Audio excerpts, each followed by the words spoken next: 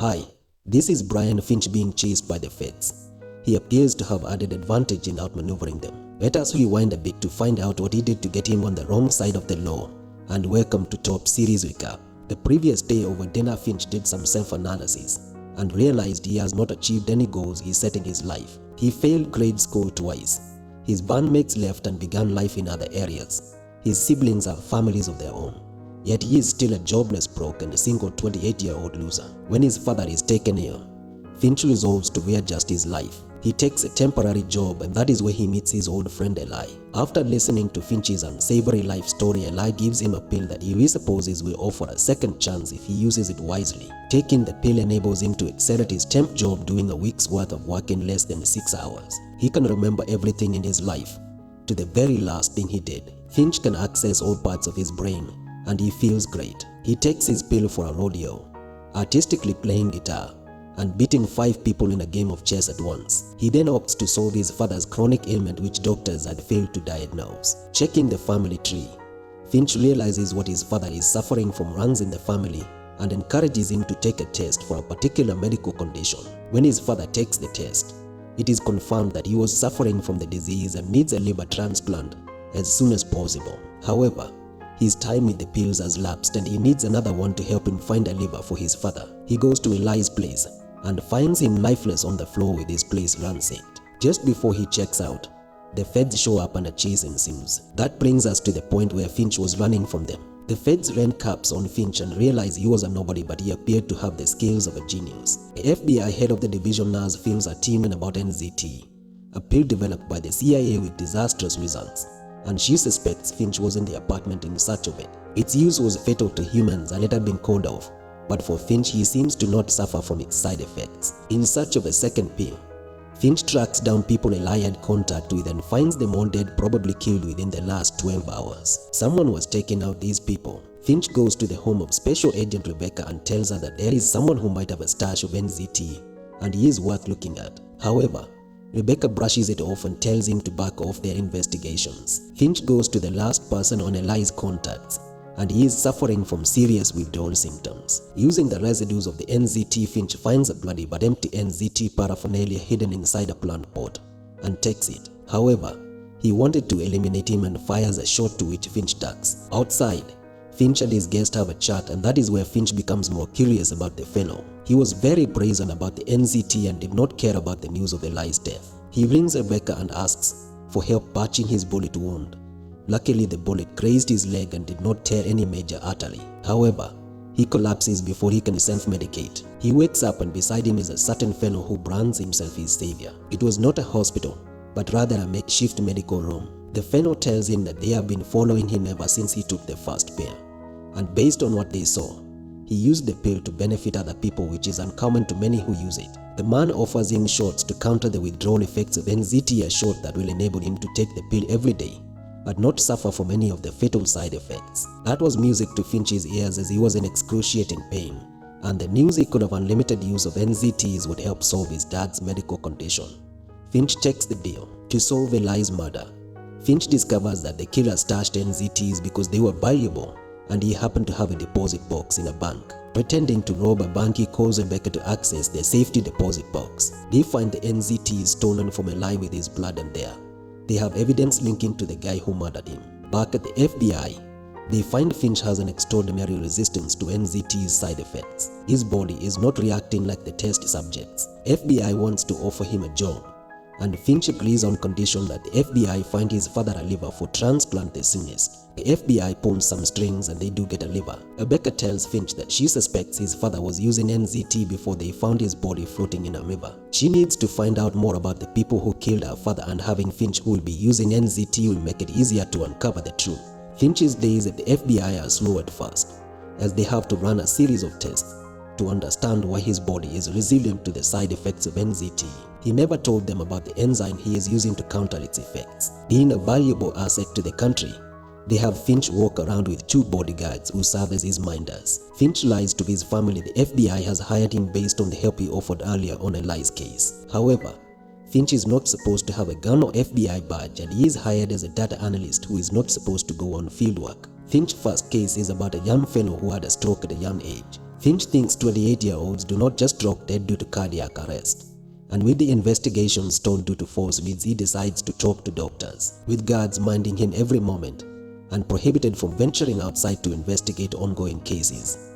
He escapes from them. Finch finds that 2 more people died of cardiac arrest in the last 2 days. They are as young as less than 30 years and are descendants of Chinese warlord Kong. Genghis Khan is one of the most prolific breeders of all time, and therefore, there is a possibility that someone cultured a virus that targets people with a certain genetic markers. The 3 lads had the same genetic marker, and men in the region they came from considered themselves descendants of Kong. Reporting to work the following day, he goes straight to Naz, who is annoyed by his shenanigans. Rebecca bails out Finch from Naz, who was on the verge of firing him, and she argues that Finch's brain cannot be confined in a room when he is on NZT. Finch finds out that the young lad was not the target of the virus, and it had to be someone else who has the genetic marker. Finch uses his remaining time with NZT, which only lasts 12 hours, to impress his family, answering every question in trivia and helping solve his family's issues. The following morning, his father questions his newly found intelligence, and Finch lies that he has his ducks in a row for the first time.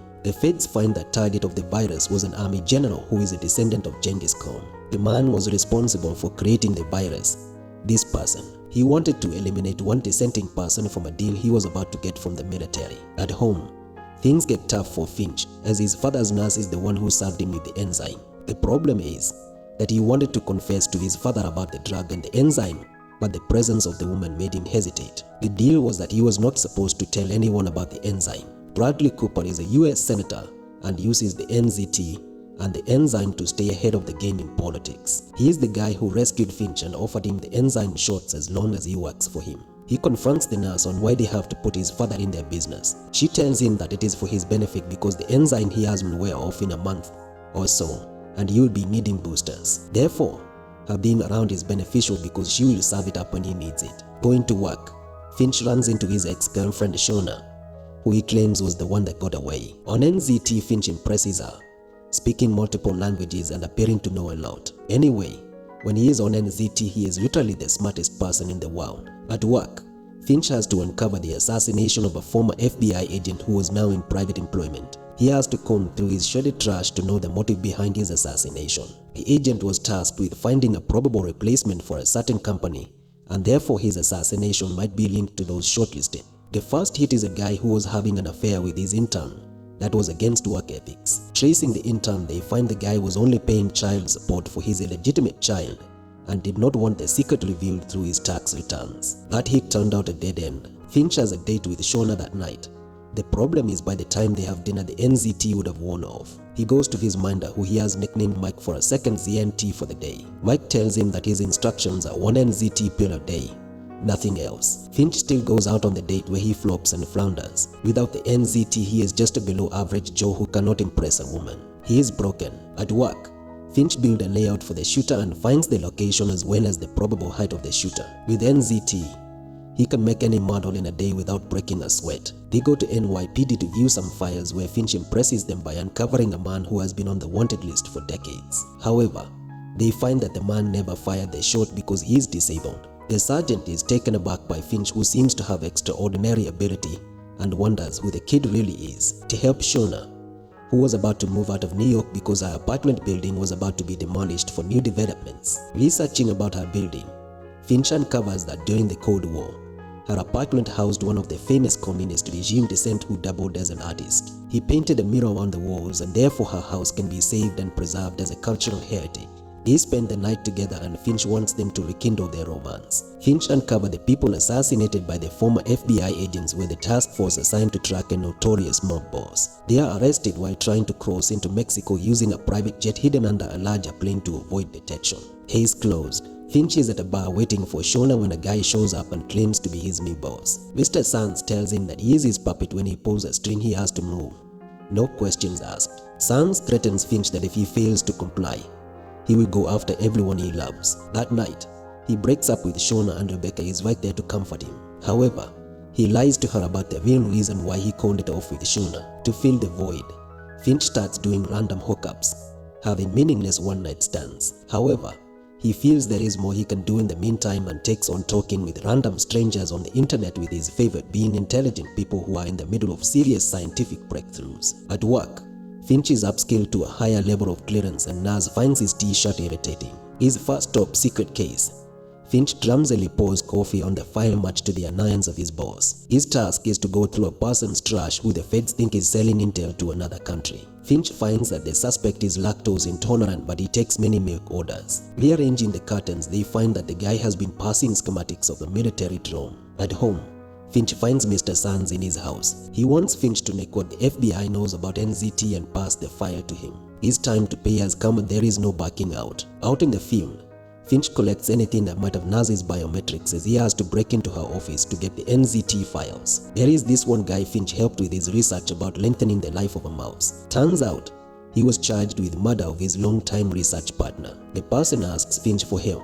He ditches his minders and makes it into the office and research lab of the guy's partner. The intention is to find the mouse that he had experimented on. You see, when the person published his findings, his house was broken into and his mouse stolen. The following day, his longtime collaborator is stabbed while running in the park, and the evidence found by him implicated the fellow. After getting caught trespassing, setting alarm in the building, Rebecca rescues him by pretending it's an active crime scene and they walk out through the back door. Finch tries to be clever with Mr. Sands. Instead of making the files from the FBI, he chooses to construct some weird reports about NZT.